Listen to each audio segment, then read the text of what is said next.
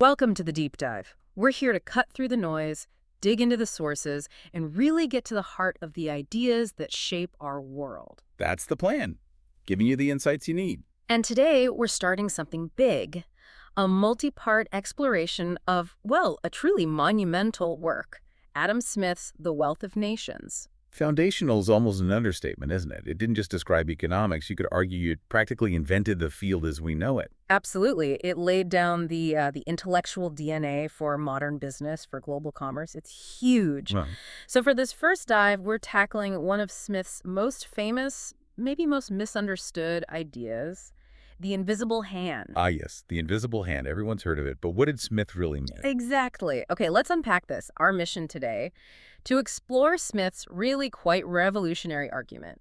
The idea that individual self-interest, people just doing their own thing in a free market. Can somehow, almost magically, lead to good things for everyone. Precisely. Unexpectedly leading to widespread societal benefit. We want to trace where this idea came from, look at the theories Smith was arguing against. Because he wasn't writing in a vacuum. Hmm. There were dominant ideas he was challenging. Right. And we want to see how this single concept became this philosophical bedrock, really, for the Industrial Revolution and the economy we live in now. It's a cornerstone concept. So get ready for some, hopefully, deep insights, maybe a few aha moments as we try to make these pretty complex ideas clear and accessible for you. Okay, so before Adam Smith published The Wealth of Nations in 1776, the economic world looked really, really different. Vastly different. Not just technologically, but the whole philosophy was miles away from Smith. So to really get why Smith was so radical, we need to understand what came before. What was the economic thinking of the time? What was he actually pushing back against? That's absolutely the place to start. The dominant economic philosophy, the one guiding policies across Europe, was mercantilism. Mercantilism. We hear that term, but what did it actually mean in practice? Well, first and foremost, mercantilists did not believe the market would just sort itself out. They didn't believe in a self-adjusting mechanism. No invisible hand there. Definitely not. They saw the economy more like, well, a pie. A finite amount of wealth in the world, measured mostly in gold and silver. Right, specie. Exactly. And the goal for a nation was to grab the biggest slice possible, usually meaning another nation got a smaller slice. It was very zero-sum. So nations competing for a fixed pot of gold. Pretty much. And because they didn't trust the market to regulate itself, they believed the state, the government, had to actively manage the economy. Heavy-handed intervention was the norm. Okay, so what were they intervening on? What were their main concerns? A major one, actually, was interest rates. Keynes, writing much later, points this out really clearly in his general theory. He says mercantilists never supposed there was some self-adjusting tendency for interest rates. They thought rates were often stuck too high. Too high. Why was that such a big deal for them? Well, think about it. If interest rates are really high, borrowing money is expensive. Right, so businesses won't borrow to expand. Maybe fewer new ventures get started. Exactly. It puts the brakes on investment, on trade, on building things. And for mercantilists, that meant the nation wouldn't accumulate wealth, wouldn't get that gold and silver, which was their ultimate measure of power. So high interest rates were seen as a major obstacle to national wealth. A key obstacle. Yeah. Keynes says their core concern was that an unduly high rate of interest was the main obstacle to the growth of wealth. Okay, so if that's the problem, what was their solution? More government control. You got it. Direct intervention. They focused on two main things, according to Keynes. Diminishing liquidity preference. Which basically means getting people to spend or invest money instead of hoarding cash. Exactly. Stop sitting on it, put it to work. Oh. And the second thing was increasing the quantity of money. Just print more money. Or find more gold. Essentially, yeah. Increase the money supply. Their logic was pretty straightforward. More money circulating means it becomes cheaper to borrow, lower interest rates. And lower interest rates would then stimulate the economy. That was the goal. Stimulate investment, boost trade, help the nation pile up that precious specie. It was all about the state, manipulating these levers for national advantage, not about individual economic freedom. It really does sound like an engineering approach, tweaking dials, managing flows. Very much so. And this wasn't just some fringe theory. These ideas were mainstream, pushed by really influential people. Like who? Can you give us some examples? Sure. Take Gerard Mullins. He was a prominent English merchant and writer back in 1622. He just flat out stated, "Plenty of money decreaseth usury and price or rate." Simple as that. More money equals lower interest. That was the belief. And Edward Misselden, another merchant writing the very same year, 1622, said almost the exact same thing. The remedy for usury may be plenty of money. It was common wisdom among the economic thinkers of the day. So a clear consensus there. Definitely. And it wasn't just talk. People were thinking about practical ways to make this happen. Josiah Child, who was a big deal, head of the East India Company. A very powerful entity. Hugely powerful. In 1668, he was talking about making it easier to transfer debts, using bills of debt more effectively. Essentially, finding ways to make credit flow better, to act like having more ready money. He thought this could supply the defect of at least one half of all the ready money they had. So finding clever ways to increase the effective money supply, even without new gold. Right. And then you have someone like William Petty, a brilliant early statistician, economist. In 1676, he's analyzing how interest rates had actually fallen, in his view, from 10% down to 6%. And he directly attributes that fall to the increase in the amount of money. So observing what he saw as proof of their theory. Exactly. All these examples, Millings, Misselden, Child, Petty, they paint a picture of a consistent belief. The state needs to manage money, manage credit, manage interest rates, all to build national power. Okay, I'm getting a much clearer picture. It's top-down, it's state-controlled. Wealth is about the nation's treasury. Measured in gold, you get more by exporting, restricting imports, maybe controlling colonies. Protecting domestic industries, granting monopolies, all managed by the government. And it's fundamentally competitive between nations, a zero-sum game. Absolutely. One nation's gain is another's loss. That was the core belief. This whole system, this whole mindset focused on state power, national wealth through accumulation, heavy intervention. That's the world Adam Smith stepped into. That's what he was fundamentally challenging. Which makes his ideas seem even more, well, revolutionary. They really were. Yeah. He was proposing a completely different way of thinking about wealth and how it's created. Hashtag tag 1.2 economic realities and societal structures in Smith's era. And it's not just the theory Smith was reacting to. It's crucial to understand the actual, on-the-ground economic reality he was seeing. His work wasn't just abstract thought. It was grounded in careful observation of 18th century Britain. Right, he wasn't just in an ivory tower. He was looking around. What did he see? Well, for one thing, he paid close attention to wages. He actually recorded them. He noted that maybe a century before his time, in Scotland, a typical day laborer might earn 6 pence in summer and 5 pence in winter. Okay, well, not much. No. But by his time, he observed things were changing. In many parts of lowland Scotland, wages had gone up to 8 pence a day, 10 pence, sometimes a shilling about Edinburgh, even higher near England, or places like Glasgow that were starting to grow. So a noticeable increase. And in England. England was already ahead, economically speaking. Their wages were higher than Scotland's to begin with, and Smith notes they had risen too considerably. That's really interesting. So he's seeing actual improvement in living standards for ordinary workers, at least in some areas. Why was that so important for his thinking? It was huge, because it suggested the economy wasn't static. It wasn't just a fixed pie being fought over, like the mercantilists thought. Rising wages meant there was growing demand for labor. It meant productive activity was increasing. The pie was actually getting bigger. Exactly. Wealth wasn't just about gold locked up by the state. It was about the overall productivity and prosperity of the nation's people. Seeing wages rise was evidence that something dynamic was happening, something mercantilism didn't fully account for. Okay, so wages were one piece. What else defined the economy he saw? What about land?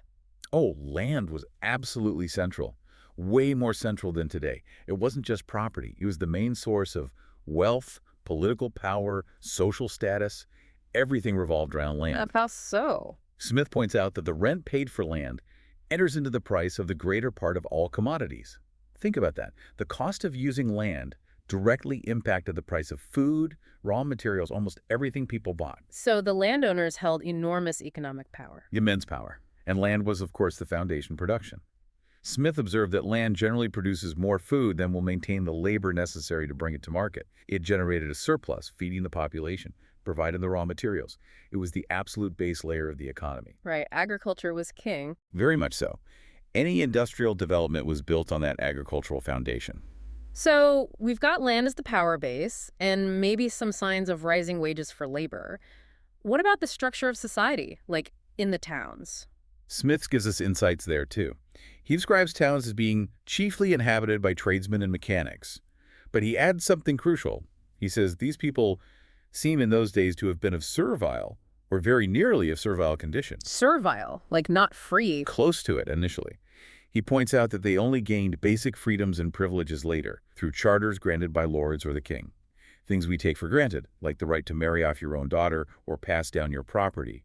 Those had to be formally granted. Wow, so personal and economic freedom weren't just assumed, they were specific privileges. Exactly. It paints a picture of a society still very hierarchical, where economic activity was often localized, trade was limited compared to today, and power was concentrated in the hands of landowners or state-chartered entities. It was far from a modern free market economy. Which again highlights just how radical Smith's vision of a market driven by free individual choices really was. Absolutely. He wasn't just suggesting minor tweaks.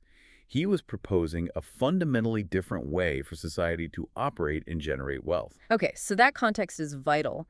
Smith is looking at this mercantilist system, this hierarchical society, but he's also seeing the beginnings of change, rising wages, new ways of working. And this is where it gets really interesting, right? Because he's writing just as something massive is starting to rumble. Absolutely. You've got to picture the timing. As Mariana Mazzucato emphasizes, Smith is publishing The Wealth of Nations precisely when the Industrial Revolution introduced machines into factories on a large scale. The very dawn of industrialization. Exactly. He's witnessing it. The rise of factories, the introduction of new machinery. It's a period of incredible technological ferment.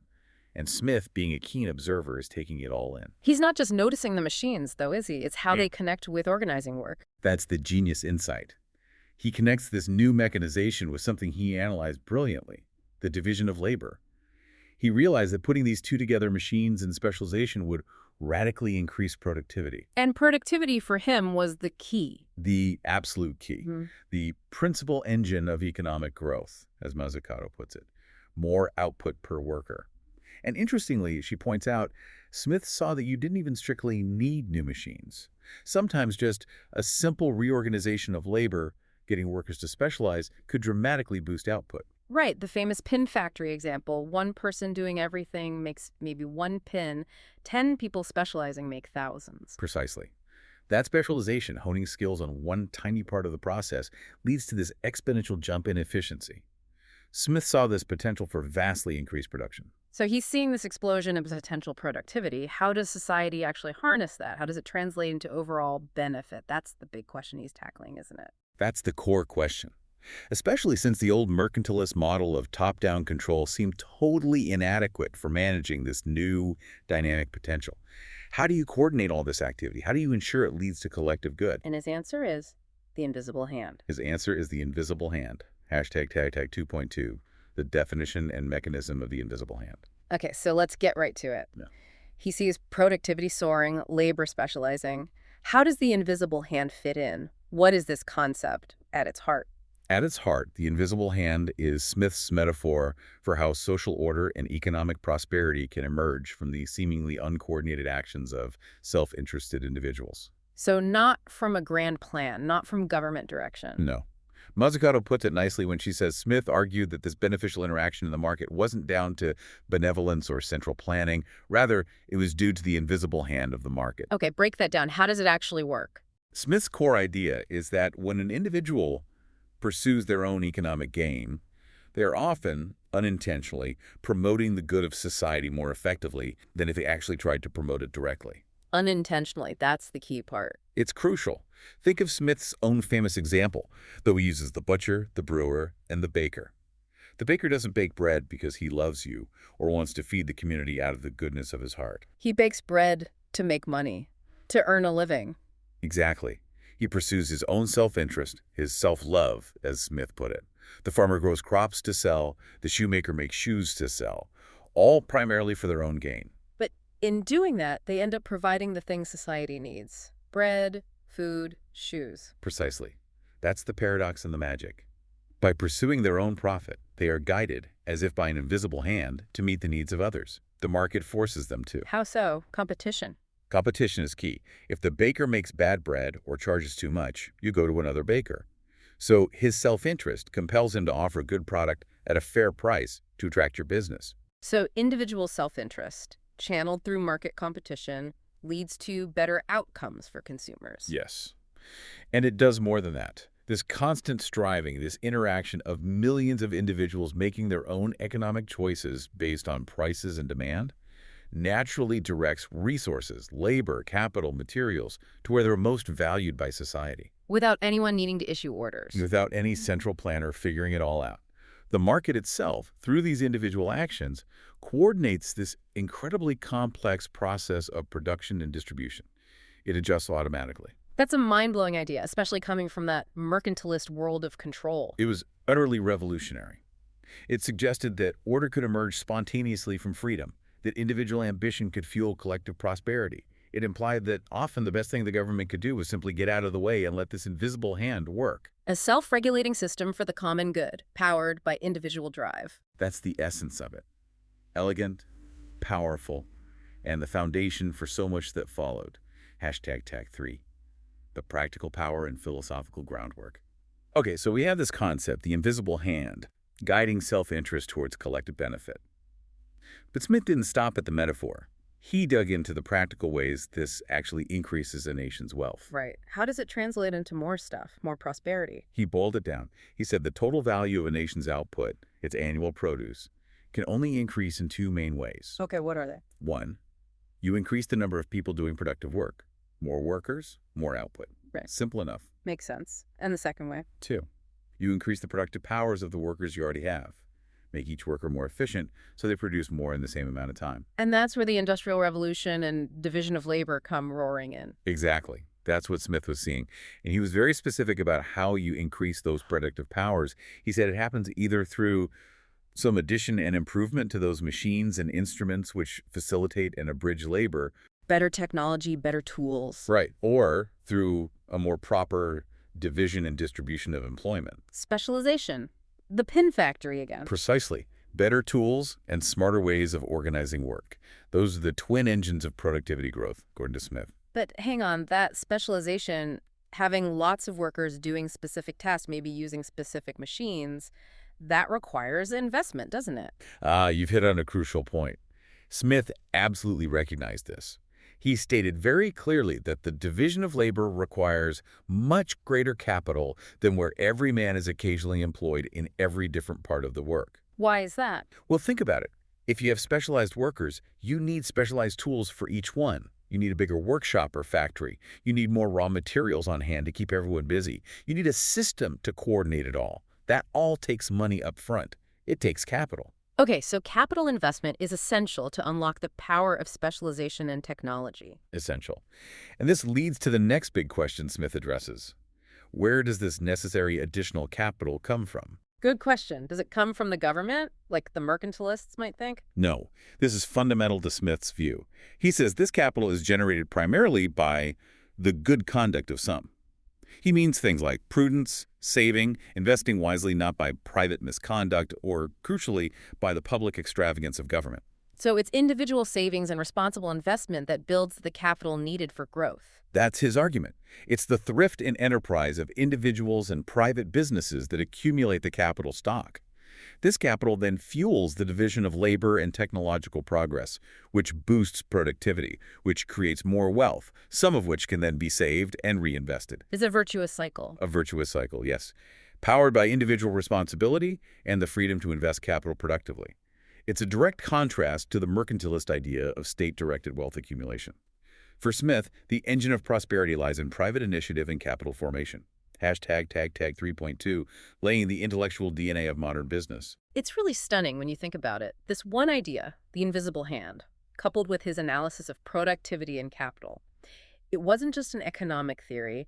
It laid the entire philosophical foundation for modern business, for capitalism as we know it. This is no exaggeration. The Wealth of Nations truly became the foundational text of modern capitalism.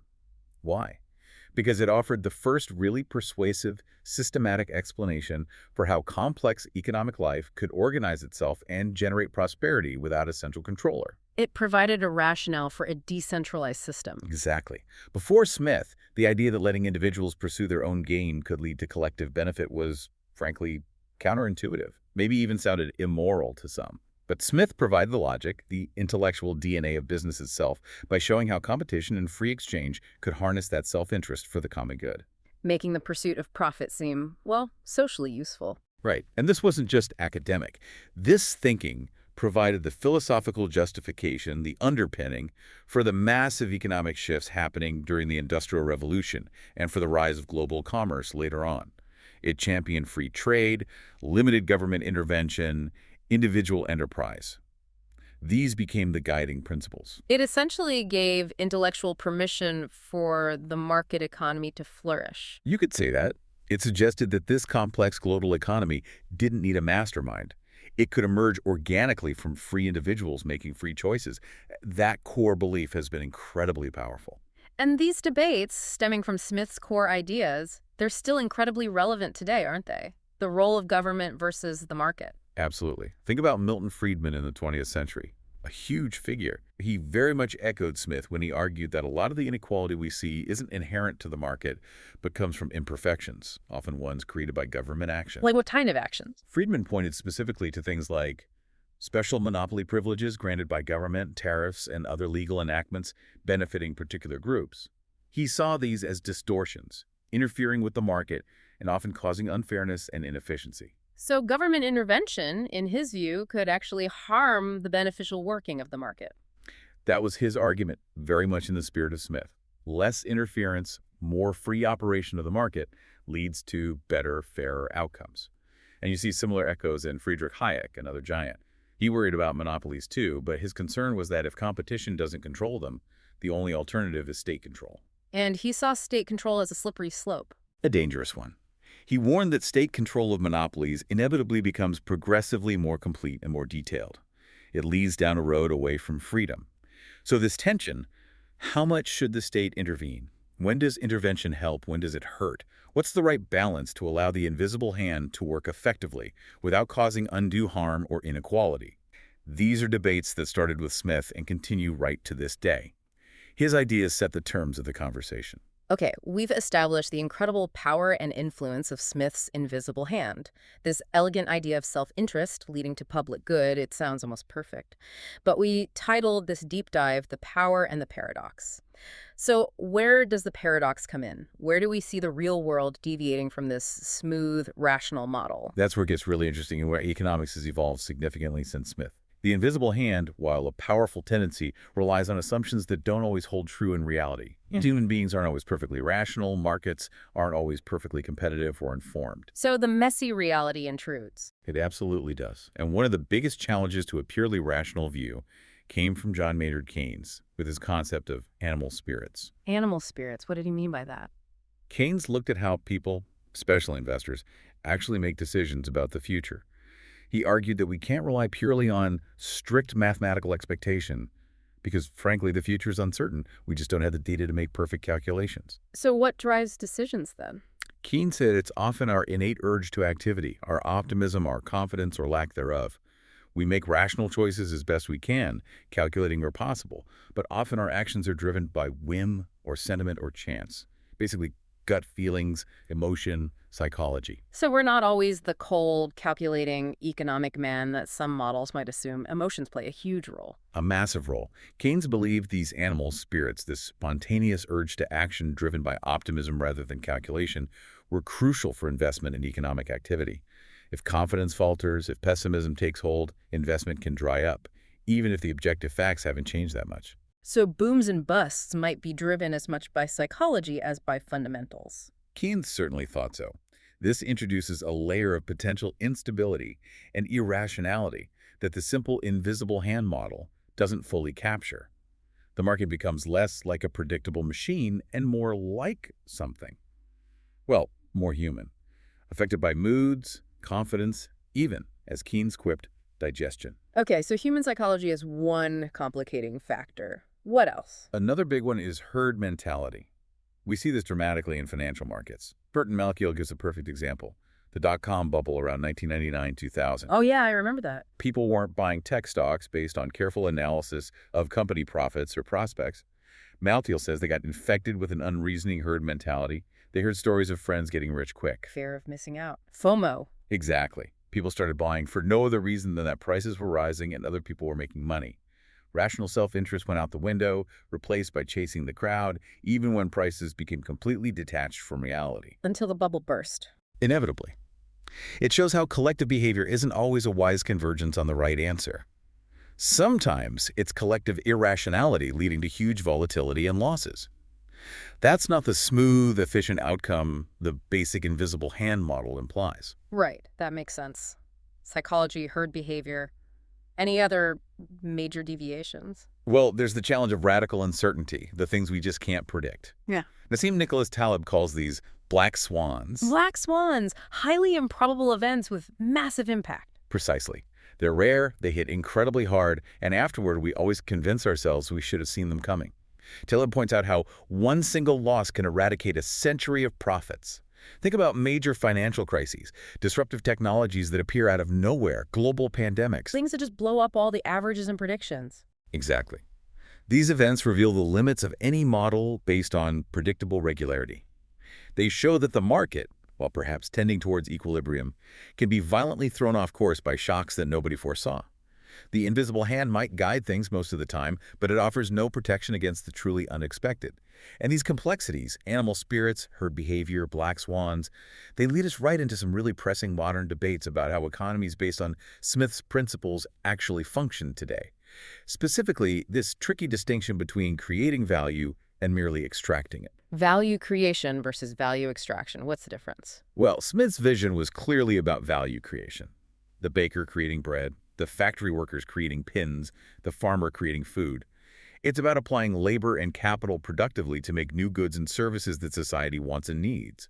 Profit, in this view, is the reward for successfully creating value. Okay, that seems straightforward. So what's value extraction? This is where someone like Mariana Mazzucato raises critical questions, particularly about the modern financial sector.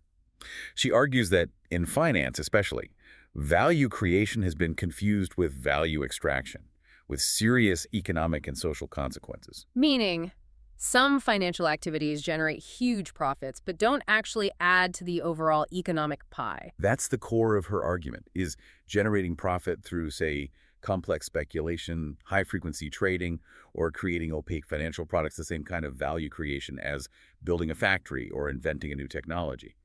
She suggests that some activities primarily involve moving existing wealth around or capturing rents, rather than generating genuinely new wealth for society. So it's profit without contributing to real production or societal well-being. That's the concern. It generates income for some, often vast amounts, but doesn't necessarily increase the economy's productive capacity or benefit society broadly. Mazzucato links this potential dominance of value extraction over creation to problems like widening inequality of income and wealth. Because the rewards are flowing to activities that aren't necessarily productive in the Smithian sense. Right. If inequality rises because entrepreneurs are creating fantastic new products everyone benefits from, that's one thing. But Mazzucato points out that recent rises in inequality have often coincided with slower overall growth, suggesting maybe the system is rewarding extraction more than creation in some areas. That really complicates the simple picture of the invisible hand leading to broad prosperity. It absolutely does. It forces us to ask, does all self-interested activity automatically lead to societal benefit in today's complex financialized world? Or have some parts of the economy evolved in ways that allow for capturing value without creating it, potentially distorting the outcomes Smith envisioned? It's a fundamental challenge to how we measure economic success and whether the invisible hand always guides us towards the collective good it promised. Wow. Okay, what an incredible tour. We've gone from the world before Adam Smith through his revolutionary idea of the invisible hand, its power, its connection to productivity and capital. And then into the complexities, the paradoxes, the ways human psychology and modern economic structures challenge that simple, elegant model. We saw how the invisible hand, this idea of self-interest driving societal benefit through market interactions, was a total break from mercantilist thinking. Absolutely. It became the bedrock of modern economic thought, the intellectual DNA, as you said, of capitalism and business. And as fascinating as this has all been, it really is just the beginning of our journey into the wealth of nations. There's so much more in Smith's work. Oh, absolutely. Division of labor in more depth, free trade, the role of government. We've only scratched the surface. Exactly. We'll be diving deeper into those in future explorations. But for now, let's leave you with a final thought to chew on. Okay. Smith showed us an invisible hand, potentially guiding rational self-interest towards prosperity. But Keynes highlighted our animal spirits, our whim or sentiment or chance. So what happens when those irrational forces really dominate, driving booms and busts? And add to that Mazzucato's challenge. If value extraction sometimes masquerades as value creation, especially in finance, Then are there maybe new kinds of invisible hands at work today, perhaps less benevolent ones? Think about our digital age, surveillance capitalism, massive data collection influencing our choices. Are these shaping markets in our lives in ways Smith couldn't possibly have foreseen, maybe redirecting wealth in entirely new patterns? that's a deep question. Are the mechanisms guiding us still working for the collective good, or has something fundamentally shifted? Something to ponder. Join us next time for another deep dive.